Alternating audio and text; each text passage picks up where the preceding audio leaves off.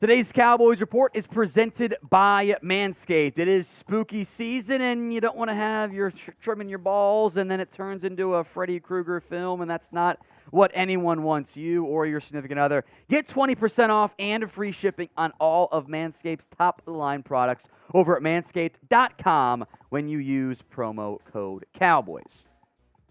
All right, on a much more serious note here, Jerry Jones, as reported by Amy Dash earlier today, is being sued in a new lawsuit, a new old lawsuit, as I'll explain in a little bit. The lawsuit accuses Jerry Jones of assaulting a woman at AT&T Stadium. The suit claims that Jones forcibly kissed and groped her in front of multiple players and coaches. A wide list of names in there: Garrett, Zeke, Tank Lawrence. Jerry Jones' wife was named in the suit as well as a witness. A very interesting lawsuit from that perspective with, in theory, who knows. Now, this is an older case, by the way. In fact, the alleged assault occurred 4 years ago, back in 2018 of September. September 2020, the case was filed.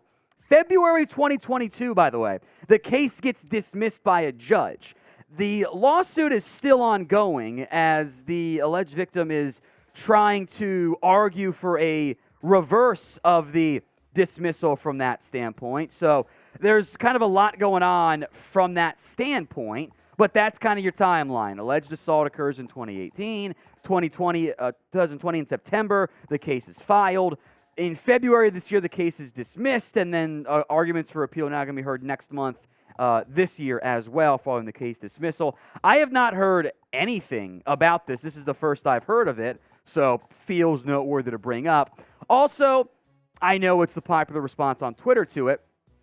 Interesting timing after all of the Daniel Snyder stuff comes out last week about the issues between Jerry and Snyder allegedly having dirt. Is worth noting again, case was filed in 2020, dismissed a little over a year and a half later in February 2022, but still ongoing. So no judgments, very much a let the legal process play out. Of course, Jerry and his lawyers deny everything involved there. All right, let's talk overreactions now for the Dallas Cowboys. Is Dak Prescott back this week? I'm going to speak it into existence, and I'm going to go accurate on that side.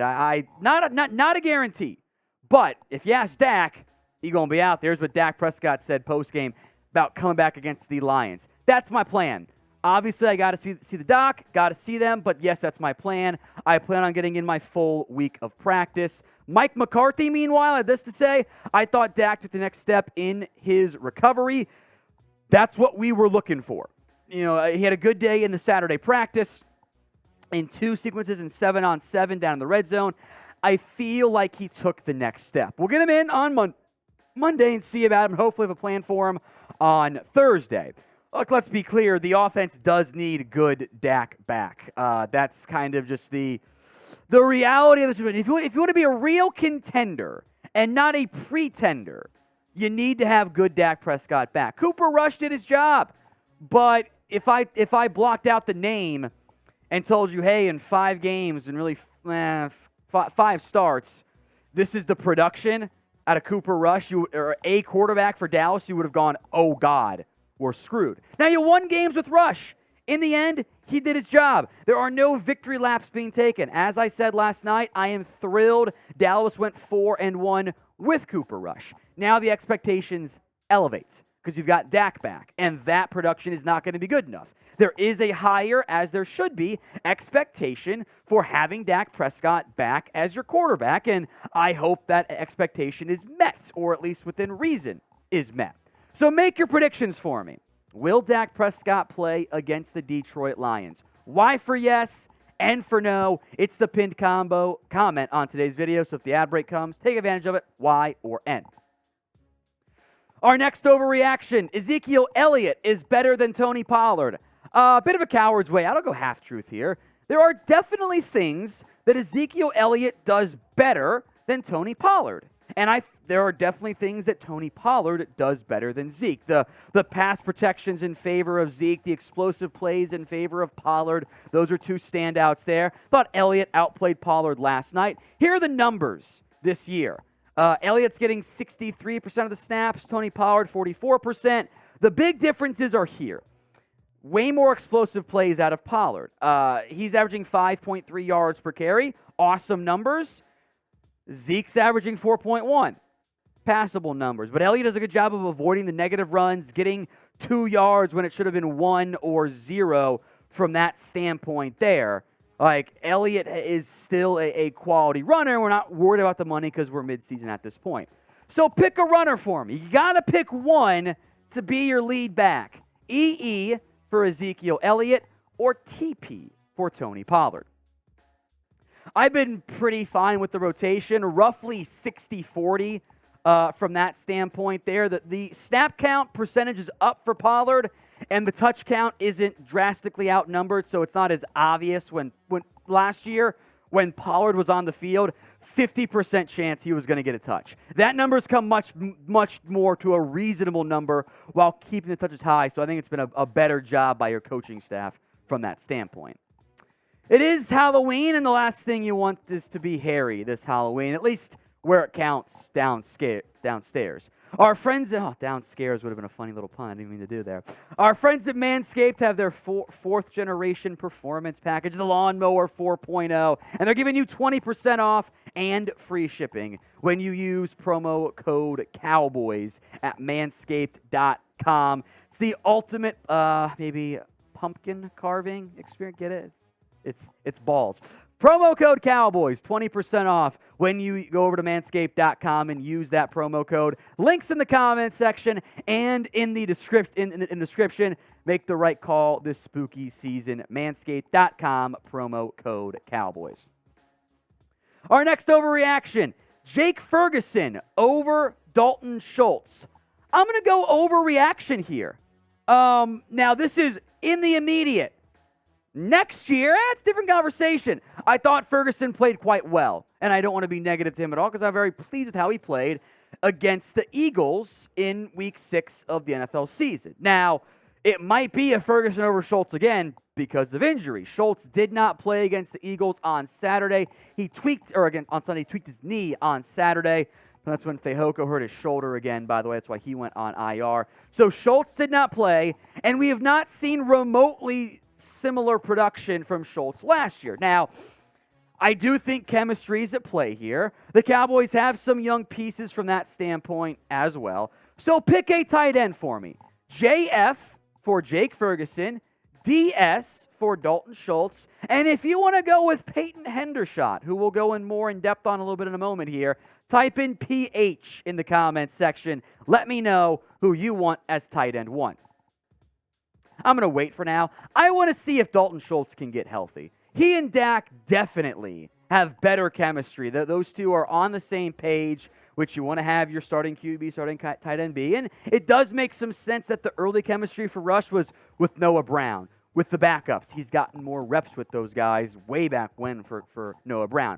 What I find interesting, by the way, is the snap counts from this week's game. Hendershot, despite what the production says, he was tight end 1, 61% of the reps, 41 snaps total. Plenty of 2 tight end packages this week. Jake Ferguson, 34 snaps, 51%. Sean McEwen got 9. So that is interesting to me in terms of the usage out of the Cowboys tight ends without Schultz. Maybe it's not as obvious in favor of Ferguson. Snap count-wise, it's fair. He's also a bit banged up in his knee. That touchdown, though, pretty awesome. If you are a true die-hard Cowboys fan, join us here at the Cowboys Report. Free videos every single day when you hit that big red button. Let's go to overreaction number 4. Make a change at left guard. I'm going to go coward's way out here, even though I know you guys all want Jason Peters, and I get it. Here's the problem. Don't know if you really have a great option right now. I do not love Connor McGovern. I know Peters is coming back from injury, but he did not play well against Philadelphia. Here's your problem. Connor McGovern is not good. In 166 snaps, he's allowed 6 hurries, 2 hits, and a sack. That's 8 pressures in total. That is a absolutely mind-boggling rate of in terms of like pressures allowed talking almost a 5% rate. That's a lot, even if you are running the football a lot as well. Jason Peters, meanwhile, is in a very similar boat from a pressure standpoint. Only 2 hurries allowed. Yeah, I think he's been a better run blocker, but Peters didn't play great in literally 4 snaps. Like, no real sample size from that standpoint. Peters hasn't really had a chance at left guard. He had a great run earlier before his chest injury, or a great block to help spring Tony Pollard for a big play. I would like it to be Jason Peters. I would. But I am at least a little bit nervous that he's not the solution in the end. Maybe when you get Tyron Smith, it's a different conversation, but I don't have a great feel either way. If I had to pick one, I would take Jason Peters, give him a shot, because I've seen McGovern not be that great for several years now at left guard. What do you guys think? JP for Jason Peters, CM for Connor McGovern. Let me know in the comments. Let's go to overreaction number 5, and I will die on this hill. Was the run defense bad? Overreaction. The run defense was not good enough. Don't get me wrong on that front. Here are the numbers. Cowboys run defense against Philadelphia. 39 carries in total for 136 yards. That's a 3.5 average. Take away the 3-yard loss for Quez Watkins, it's still a 3.5 average. 1 touchdown, that's not that good. 3.5 yards per carry is not a good average to have. Now, there were some drives where the Eagles did run the football well, some where they did not. Eagles did have a 50% run success rate, which is higher than what you would like. It's in line with Philadelphia's normal numbers and was like, I think, top 5 this week around the NFL.